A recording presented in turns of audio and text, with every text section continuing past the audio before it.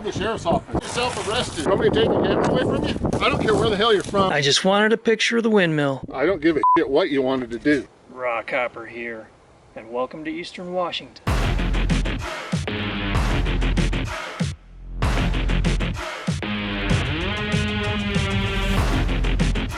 I'd entered Eastern Washington at Clarkston on the Idaho border.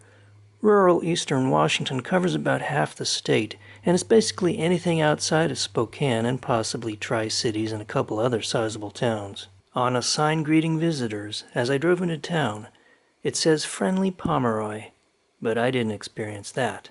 I saw an intriguing old house, weather-beaten wood with no paint, that looked like something out of an Old West movie, near a newer house. I drove a dirt path leading toward it, and then saw a no trespassing sign, so stopped the car, walked a few feet, and composed a photograph. I snapped one shot, and just as I was adjusting the camera setting to have an old-time look in the next photo, I heard a voice say, "You're trespassing." That's when I looked up to see a man standing about 15 feet away from me. I had the camera in my hand. It was obvious that I was only taking a picture. I stopped at the no trespass sign. I said, "Just wanted to take a picture. My property goes to the highway. You can take a picture from the road." He replied, "So you don't want me to take a picture?" "No, I don't." "Okay, I'll leave," I said. He might have gotten even madder if he'd known I'd taken these shots. I always seem to have problems in Eastern Washington with the people here. They seem very territorial. Many years before, after having a look at a public cemetery a few miles outside of Hunters, Washington, I went into town and was soon approached by a man. "We seen you at the cemetery," he said. I thought, okay, so... I told him I did photography and sometimes I like to take pictures of old headstones. He said, "We keep an eye on people around here." He leaned forward and then said, "And we know who belongs around here and who don't." Why did I feel like every time I entered Eastern Washington, it was like being in an early 1960s TV show? A lone traveler in an SUV crossing the country of Washington State through the wheat fields and endless miles. Little does he know he's just entered the Twilight Zone.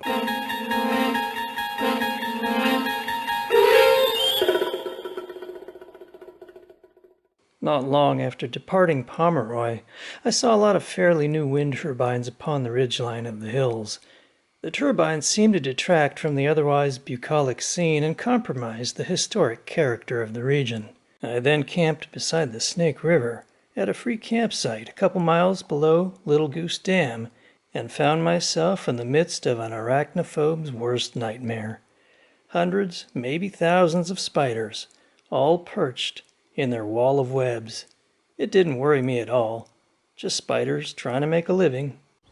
Good morning from the Snake River, not far from Starbuck. Overnight they decided to build a web on my car antenna. Mantis alert.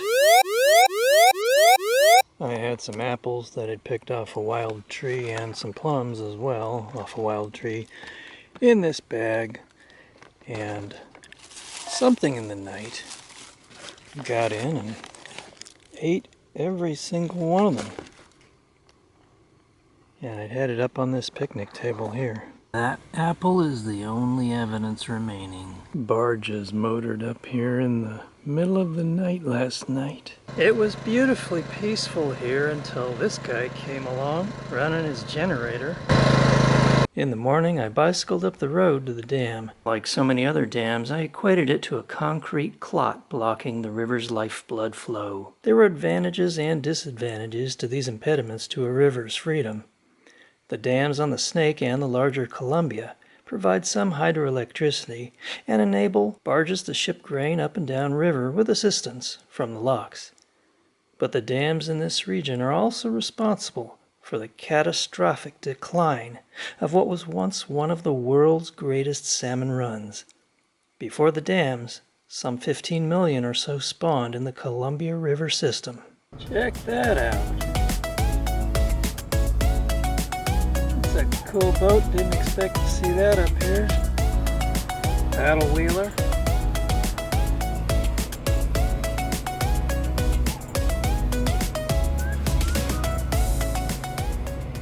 I went into the little town of Starbucks, snapped a few photos, and then went into this restaurant where I met a very kind woman who allowed me to do some editing and catch the Wi-Fi there. One thing you won't find in Starbuck, Washington is a Starbucks. Following the Snake River right now. Now that's a pile of grain right there. A lot of bridges around here. We're going over one now, and if you look over there, there's another bridge out there. Looks like maybe a railroad bridge, perhaps? Who thinks it doesn't get hot in Washington State? Well, you might be mistaken. I'm parked in the shade, and that's the temperature. It might cool down a couple degrees once I start driving. It's so hot I had to take advantage of those sprinklers there and cooled off. Got my clothes wet. Yep, had my swimsuit and shirt on and got them nice and wet. Cooled off a bit. Better yet, time for a swim. I didn't realize it was going to be that shallow. Looking pretty dry out here. Let's have a look at this place. This is Palouse Falls, and I think it's 187 feet high. A guy intentionally kayaked over the falls to set a world record, and in the process suffered only a sprained wrist and got the wind knocked out of him. That's true. People have died here, fallen off cliffs and all kinds of things, apparently. When I saw these monks all dressed in orange, they matched the road flags there to the right. So I thought, these guys are road monks. Not to be confused with chipmunks, who are the monks that lay down the chip road seal. When I first saw those monks from a distance, I was quite a ways from them. I actually did think they were part of the road crew because the colors of their outfits matched the road flags in the parking lot. Had to wet my shirt down again. Whew, too hot. A guy told me when I went swimming, he said yesterday it was 107, so I don't imagine it's much different today. I said hi to the monks. They're really actually very cool guys. All right, let's get back on the road. Back on the road after Palouse Falls. Winding through some hills here. Well, there's some sign of habitation out here. We started off on the 12 to Pomeroy, and then headed on and branched off to the 261, and now we have a choice here at the 260. Let's take a right toward Washtuckna. Washtuckna, we are here. Little farming community like so many others in this region. Yeah, soak it all in. Soak it all on in. Historic little downtown. I may have seen better days in previous years. You would think so, huh? Even the tavern's closed. That's not a good sign. I was wrong about the windmill being the tallest structure in town. Obviously these silos are. We hope you've enjoyed your tour of Washtuckna. Come again soon and make sure to stay at our luxurious accommodations. So we're here at Washtuckna, and I think we'll just go up, continue up 261 for a little ways. I don't know, maybe we can head over on this, what looks to be a dirt road, toward Benge. Maybe we can binge on Benge. All aboard the magic bus. We're gonna take a little trip. Hop in. There's our turn for Benge. This road's way too fancy schmancy. I was expecting dirt. I was hoping to go to a ghost town. After a bit of a struggle getting up a very steep hill with loose dirt, I've found this place. Looks like this will be home for the evening. I do tend to find some pretty interesting places to park for the night. Nice view up here. Home sweet home. And I can watch the sun go down. It is really peaceful here. So quiet. Wow. I love it. There's my neighbors. There goes the sun. And another day. Good morning. This is the hill I came up last night. That was a bit steep with the loose dirt. Every now and then I have butterflies land on me, like this one.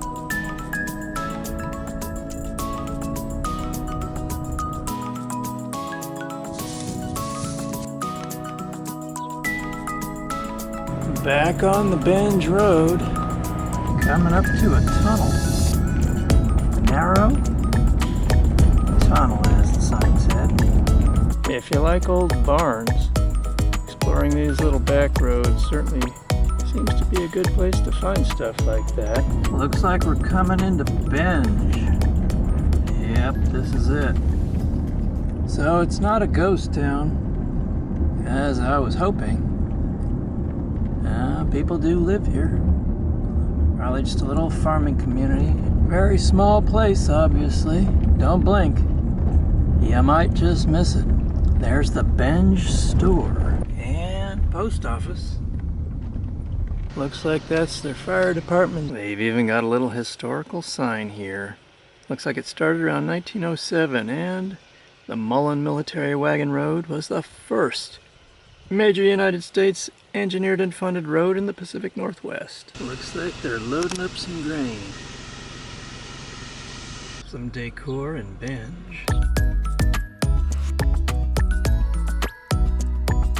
I'm surprised to see there's a park here. And that's it, right there. And there's even a little church here. And I imagine that kind of sums it up. Straight on to Winona, or take a left at Ritzville. Well, maybe we'll go left at Ritzville. Putting on the Ritz. I think there's a saying up in Alaska in regard to dog sledding. Unless you're the lead dog, the scenery doesn't change. And maybe the same could be said about this place. It's not changing a whole lot here, is it? I could tell you that on my channel you don't get any bull, but that might not be totally accurate. Sometimes you do get some bull. Like this. A whole lot of bull. Look at the size of those horns. These are huge. Crossing some railroad tracks. Everybody bump. It says bump. Do the bump. Some more of that view. Still hasn't changed. Sort of like driving through eastern Nebraska. 200 miles of endless cornfields. And then it gets a little different. On the road to Ritzville. Now there's something you don't see every day. Bugs. Time to put on the Ritz, as we're entering Ritzville. Welcome to Ritzville. It's all about wheat here, even on the sign. You can see a little wheat at the left there. I think something else is displacing wheat as the main moneymaker in this region. But let's not forget we are in Washington. There's the greenhouse. It is lit. This is downtown Ritzville. Right here, got the sign right there pointing to everything. Historic downtown. Well, it does look pretty historic. Doesn't exactly look thriving, but it does look historic.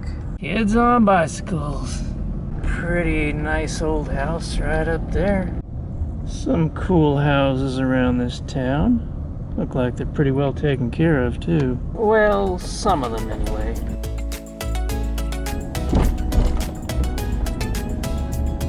Maybe it's not all that ritzy here. The first step out of that door could be a doozy. Cool old building. At least they're honest, right? It may not be great, but it is pretty good. Hooterville, huh? Hooterville earthquake sensor? Well, if the boobs are bouncing, yeah, I guess there would be an earthquake. And what is this? Is this like a nipple?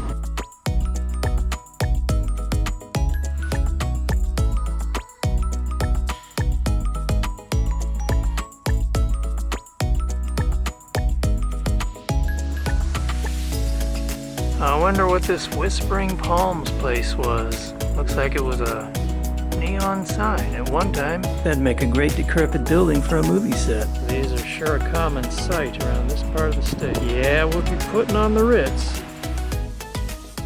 The theater needed to convert to digital in 2012, and we negotiated a deal with the farmer that owned it to donate it to the Downtown Development Association. And then we raised money upwards to $125,000, mostly local, from anywhere from $20 to $20,000 donations. And then about 35 of us worked on it on and off for a year, and then reopened. And here we are. We're doing first run movies and in Ritzville with only 1,700 people. But we draw from like 30 miles away. So That sounds great. And when was this actually built? 37? 1937. Yeah, they built it, I've got a set of the plans. They're like maybe 8.5 pages. They built it in 4 months for, I think, about $30,000. Coming at, the tail end of the Depression. So. Oh, wow. So does it have a bit of Art Deco going on in here? Yeah, it's Deco Streamline, is what the period is. So it was done by an architect named Barney Moe out of Seattle. Did probably 11 or 12 movie theaters in Western Washington, Eastern Washington, North Idaho, and I think one down in Ontario, where he was pretty prolific in the late 30s. So the Garland Theater in Spokane is another one of his designs. The Empire down in Tico, that are still standing. There's a couple, there's one in Moses, but it's a church. So some of them are still around. I know the one in Kellogg got torn down. So. All right, well, thanks for telling us a little bit about this place, and if anybody's interested, come on down and check out a movie. This is the inside of the projection room, and this is the projector here, the digital projector. Vastly different from the old days when they had the real projectors. What they do now is, this is like one humongous flash drive. This contains the movies, and that's what they put in the projector. And in the old days when they had the regular projectors, they had, what was it, an arc? Carbon arcs. Carbon arcs. And you can see on the one out front. And they were highly flammable. Well, they're like two welding rods. Go this far apart till the 240 arcs across them. You had to keep adjusting the rod for the maximum light. Weed control board. Good luck with that in Washington. You can definitely get baked here in George, Washington. I'm not making that up. It is George in Washington. And if you get baked enough, you might think you're getting baked with George Washington. Oh, not just weed. Now you're good.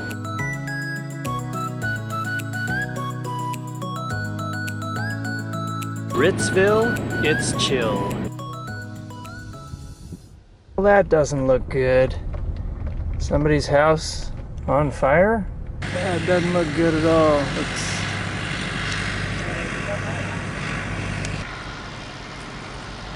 Maybe it was just the shed that was on fire. Excitement in a little town.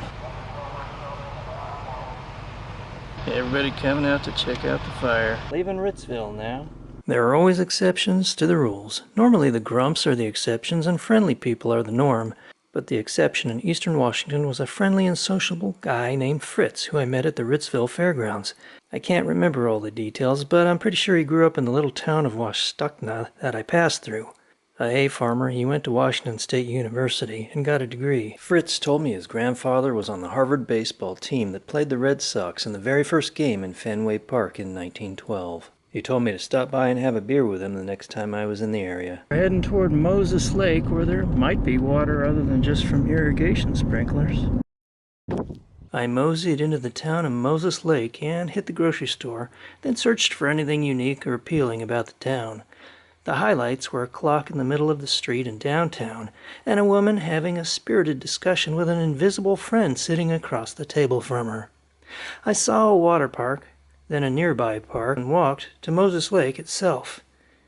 Let's just say it wasn't the clearest water I'd ever seen. Initially I thought it might be a lake that would be nice to have a refreshing swim in, but when I saw the murky water that could be filled with agricultural runoff, I thought, maybe not. About 95 degrees. Cooled down from 105. This is where I'm parking it for the evening. Early in the morning, just before sunrise, I heard a side-by-side stop behind my car. I looked out my back window to see a woman taking pictures of my license plate and a man walking up to the car. He started pounding on the driver's side window. I cracked the back passenger door open, and when I did, the woman started yelling, "He's over here! He's on the other side!" as if I was going to run away or something. I cheerfully said, "Good morning." "Who are you?" he barked. "Just parked for the night," I said. "I'll be leaving shortly now that the sun's coming up." "You'll be leaving now," he yelled. "Put your stuff in the car and go." I was just here between the canal, parked on the grassy bit, between the canal and the farm fields. I wasn't in the farm fields at all. But yeah, they're really territorial. Not very happy people. Hey, there's the grumpy guy right now. Yeah, we'll see if we can get a picture of them, huh? Here they come on their little side by side.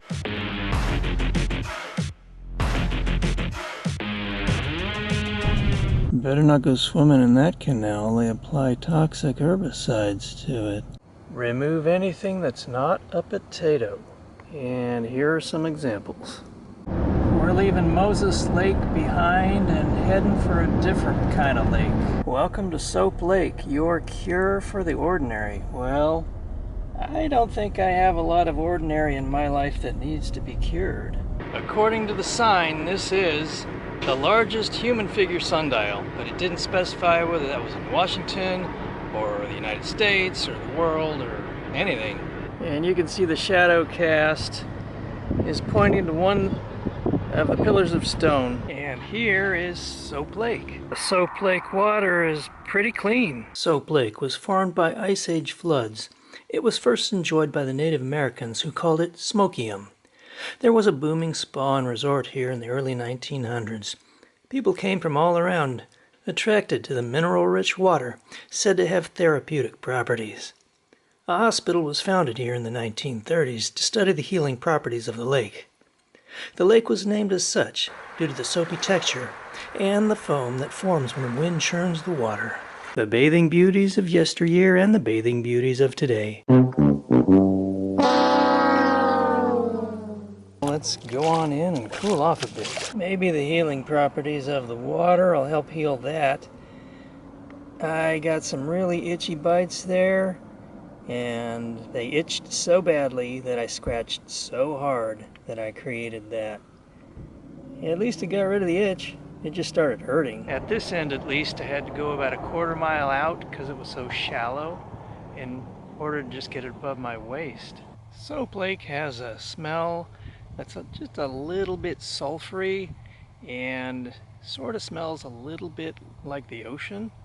And going in there, you do feel kind of like a slippery, soft sort of smoothness to your skin after you get out. And there are apparently quite a few minerals in there, and it's a very healing place. Bad news, there are deer flies here. I just smacked one, got some blood on my hand. And another one, looks like he was biting me there. That's where the first one bit me. $45 a night plus taxes, so about 50 bucks to sleep in the back of my car. To do something I do for free anyway, against a noisy highway with trucks going all night? You gotta be kidding me. I'll take my chances with grumpy landowners potentially kicking me off their property for that kind of money. There doesn't seem to be much public land at all in this part of the state. I hope to park it here for the night. I don't want to anger any more grumpy people and have them banging on my window in the morning. It does appear that I'm kind of out in the middle of nowhere, although I'm really not. There are some houses off in the distance there. I'm not really very far from Soap Lake. Here's a riddle. What do Soap Lakes, public trash cans, and public toilets have in common? They're both overflowing. I went into the shop, which was once a drive-in, and it stunk like cigarette smoke, so I left immediately, but I thought they didn't do that kind of thing here anymore. Yeah, he was smoking right inside the shop. And something that's worse than cigarette smoke is someone trying to mask the smoke by spraying aerosols all over the place, and that's exactly what it smelled like. It was awful. I parked for the night here, and at about 9 a.m. the next morning, a guy pulled up to my car in his pickup truck and politely let me know I was on private property and suggested I get moving. I got on the road and drove through the rolling hills until the land opened into a scene that looked like something from the Dust Bowl of the 1930s. When I pulled off the road and drove about a quarter mile from it and parked for a break, it was only about 5 minutes until a truck with 2 guys in it pulled up alongside me. "What you doing?" one asked. "Just needed to water a bush and was admiring the view," I said. "You've got a catalytic converter," he said. "Be aware that the cheatgrass is flammable. Stick to the pavement."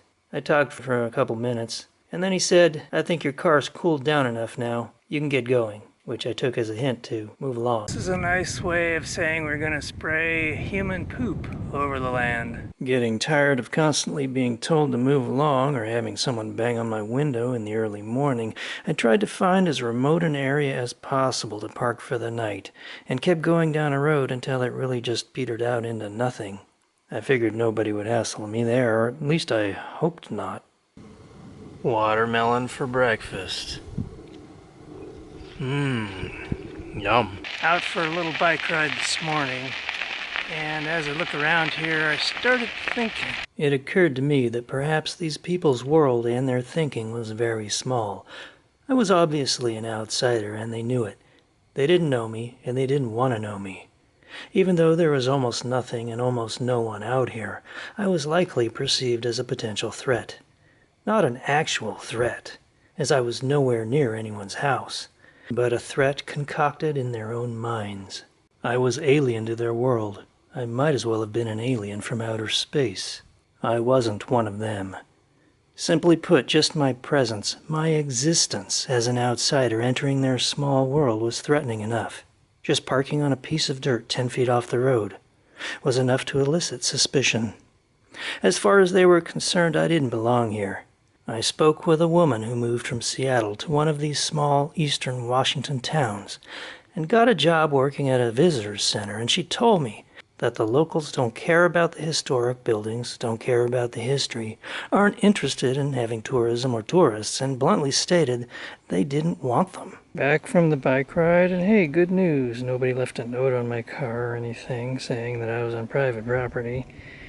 I did get a good sleep here last night, not really worrying about if anybody would come and bang on the window at 6:15 in the morning. Seriously dusty out here. I just experienced some more of that Eastern Washington hospitality. I was back on the pavement, anticipating my turn, when a guy driving in a pickup truck behind me started tailgating instead of simply passing me. I was going slightly below the speed limit, looking for my turnoff. He finally passed me, but when he did, he honked his horn long and loud, and then turned on the little tiny farm road ahead of me about a half-mile that I would be taking. The eastern edge of the Cascade Mountains was in sight, and I was happy to be leaving this region. I saw a windmill and barn off the road, so thought, well, might as well take a picture. I'm not ever coming back here. But it was as if the universe was saving the most angry, grumpy guy for last. Okay, we got somebody pulling up beside my car. Yeah, it doesn't look good. Here we go again. A truck pulled up beside my car, and the guy got out, started looking inside my car and wandering around the vehicle.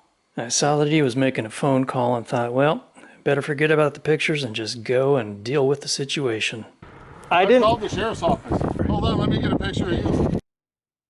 I want you to look at something. Come here, take a picture of this. Come here. Right there, dude.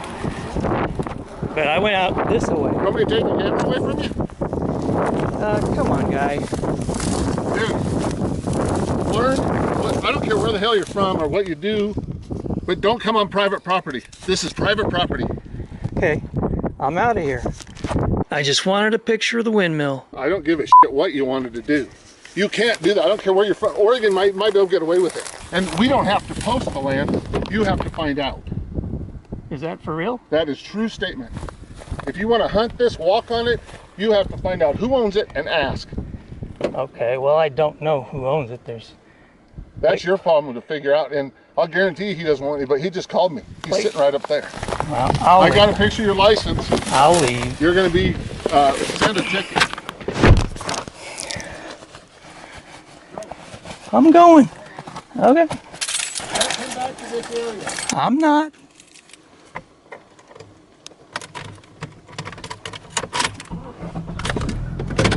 I later researched Washington property law and found out that there was some truth to what he was saying. While it's not required that the land be posted, it's strongly recommended that it be posted. I don't know where you think you're coming from, but you're an idiot. Thank you. Thank you. However, he could have simply informed me that it was private land and kindly asked that I leave.